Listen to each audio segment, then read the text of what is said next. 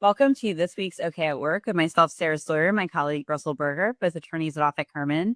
And today, as we're starting to get into the swing of things with summer, we're talking about different things that employers and businesses should be thinking about as we head into the summer months. Obviously, things are a little bit different during the summer. Kids are out of school and people might be taking vacations and taking more PTO than maybe in some of the other months.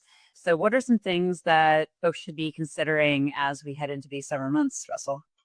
You just mentioned PTO, and that's a big thing that increases seasonally, particularly over the course of the summer. The first thought about that is, as a business, you got to make sure you maintain operations.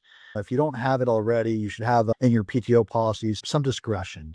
People can't just take time off whenever they want to take time off. And more or less, that's what happens, and you can manage it, but you can't have everyone in the department taking off at the same time. So you need some manager oversight over when people take time off. That's probably already built into any PTO policy, but if it's not, it should be. Secondly, with people taking off, you have to figure out how work is going to continue to flow in their absence. And again, if you have enough people around, you can redistribute work, you can change timing a little bit, you can manage deadlines appropriately, but you should have a plan for maintaining continuity of workflow. So maintaining continuity of labor, maintain continuity of the output. That's something that I think any business should be thoughtful of and ahead of when it comes to planning for breaks during the summer and people taking time off and what have you. And then also related to people taking time off is people travel. And okay, fine, great. People are traveling, not really generally thought of as a business concern, but particularly in today's world where a lot of employees have laptops, they have company phones, they have technology, where they're going may matter in terms of cybersecurity. And you want to make sure that as a business owner, you don't have to be the cybersecurity expert, but what you should do is have a plan for knowing where people are traveling, if they're taking your equipment, and what you need to do to keep your equipment and your systems safe when people travel primarily outside the country, but to places where there might be a heightened cybersecurity risk.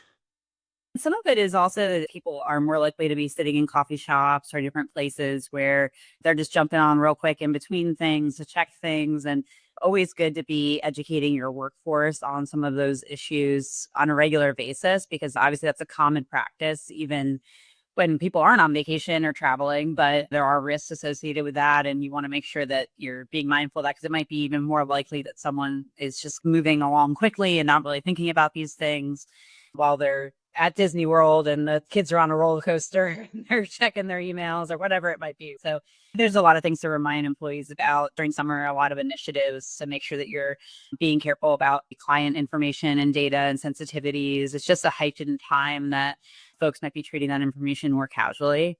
Depending on what your industry is, it can be a challenge, and making sure that things are maintained confidentiality and all of those types of things as well. That's a good point. And more broadly, it's a question for your cybersecurity experts and your IT team is, should we have a policy about people logging in public places? And whether that's logging into a public network or people looking over your shoulder. Obviously, Sarah, you and I are at a law firm, so we're very sensitive to client privileged information, but you should have some policies around how we treat sensitive information and what are our best practices for protecting ourselves in that way. And then kind of switching to another type of industry, something outside of leave that I see a lot of folks paying attention to during the summer is if you are in an industry where you have workers that are working outside or working in different environments.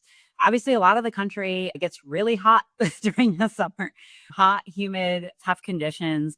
So making sure you have some policies around people keeping themselves safe, reporting protocol, what to do if someone has a medical emergency, what they should do in hot temperatures as far as taking breaks, making sure they have water, those types of things. A lot of industries out there where there's an impact on the workers during the summer months, making sure that there's a plan for that and your workers know what to do when you're dealing with extreme weather. But to broaden that out even further, you should think about, well, what are the next 3 months going to look like? How are they different than the rest of the year in my industry, in my business? And what do I need to do to be prepared for that? If nothing else from this episode of OK at Work, ask yourself that question. What does summer look like for my business? And what do I need to do to be prepared for it? Yeah, that's great advice. Well, thanks, Russell, and we'll see you next time. Thanks, Sarah.